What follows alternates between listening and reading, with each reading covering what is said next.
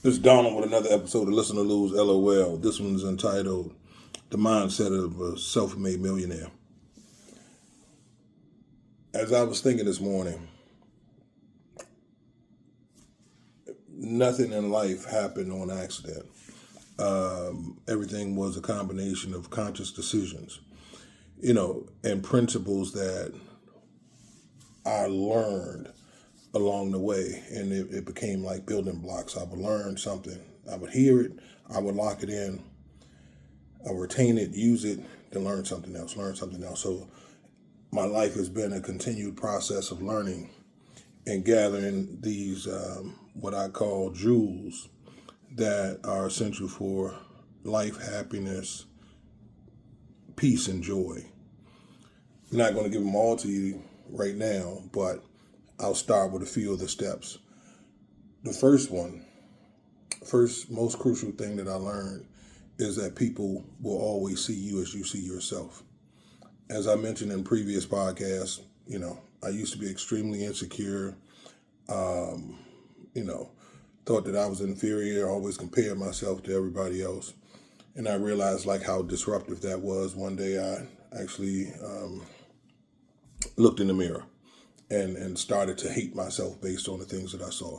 So I realized at that very moment that people will only see me going forward as I saw myself.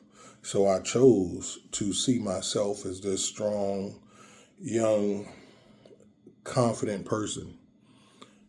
And it's been amazing over the years. One of the things that people say is my greatest strength is my confidence. Because I made that conscious decision, to understand that people see you as you see yourself, and confidence is a choice. In addition to the confidence, now it's in seeing yourself as you want other people to see you. I set the standard in the bar. The other thing that I realized early is that I like nice things. I wanted to have nice things. I didn't like the projects. I didn't like poverty. I didn't like any of that shit. I mean, it was, it was fun. It had its moments, and it got me to where I am. But trust and believe. That's like one of those one-time things. You only want to experience it one time. You never want to go back. But I realized early on that in order for me to achieve the status of a millionaire, I had to first develop the mindset and a desire to be that self-made millionaire. I think mindset and desire kind of, they're different, but they go together. My desire initially kicked off everything. My desire to have nicer things, was my driving motivation.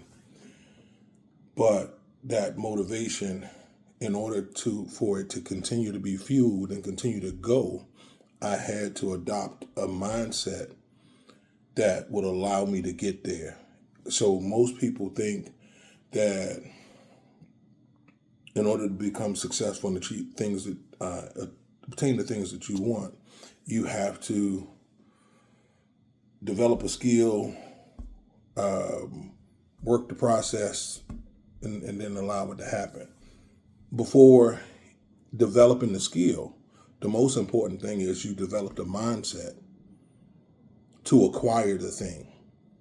You develop the energy, the persistence, the perseverance. You develop that determined mindset to go after and achieve the things that you desire. So everything starts with that mindset where you desire to go after the thing and you're willing to work for the thing. It's extremely important. So you can't have the $1 million without developing the $1 million mindset. First, you have to see yourself doing whatever it is that you think you can do, even before you obtain the skill. as you're working that process, you have to continue that mindset, and then you will see it, come forth. And that's one of the things that really, drove me. One of the next just quick things is I was told, and I don't even remember who told me, that it's always a positive in every negative situation. This was one of the things that really has helped me throughout my life. Always looking at the positive and trying to find the positive in every negative situation. As I gotten older, I saw that there were, whole teachings around that called the positive mental attitude, and but I developed that very early, and started to understand, how valuable it is to always try to find a positive in every negative situation.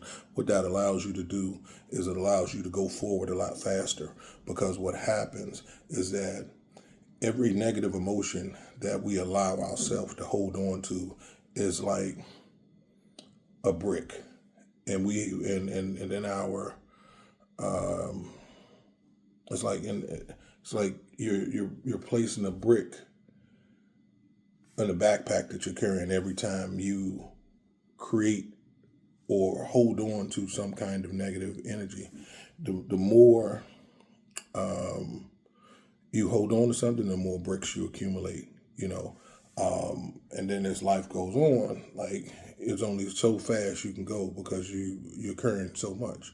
So one of the things that I learned early on is, one, the power of positive thinking, and always finding a positive in every negative situation. And then, most importantly, two, not allowing myself to accumulate baggage, and quickly releasing, the bricks. Yes, everything hurts. I get hurt. I feel emotion, but there's only so much that I could, I could stand before I can't make it. So one of the things I learned early on is that one of the most consistent thing in life is problems, issues, and challenges.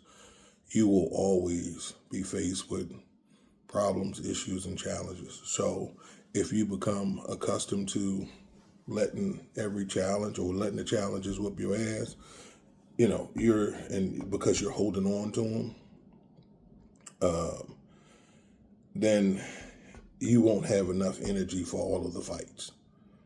So it's extremely important to understand, like, I gotta, some things I just gotta let go. I don't understand, gotta let go, let God, move on. Let go, let God, move on.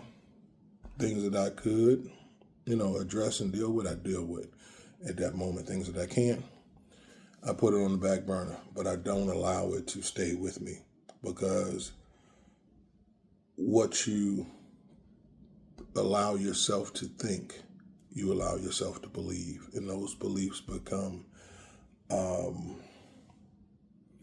displayed in the habits that you start to develop.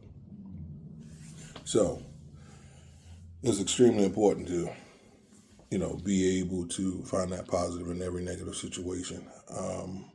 One of the next things that I learned, and then I'll end with this, is you can't give people the power and ability to control you. I was at church one day, and the pastor gave a sermon on just this, but he created a situation where he was he had a picnic with his wife and his family, and they were having like the time of their life, playing all these games and enjoying the day.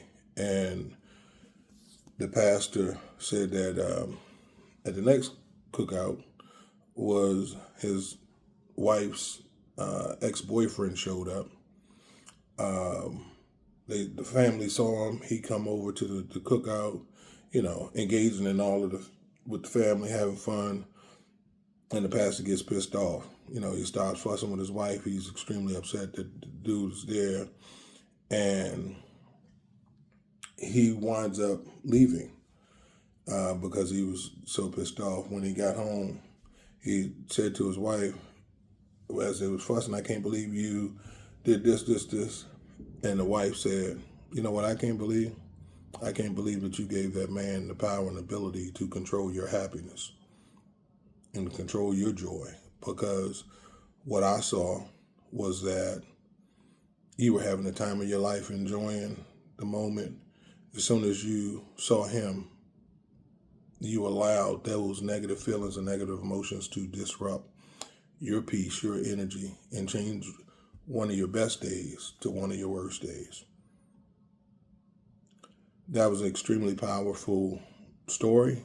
It has always stuck with me. So I've been able to apply it in every facet of life, whether it be,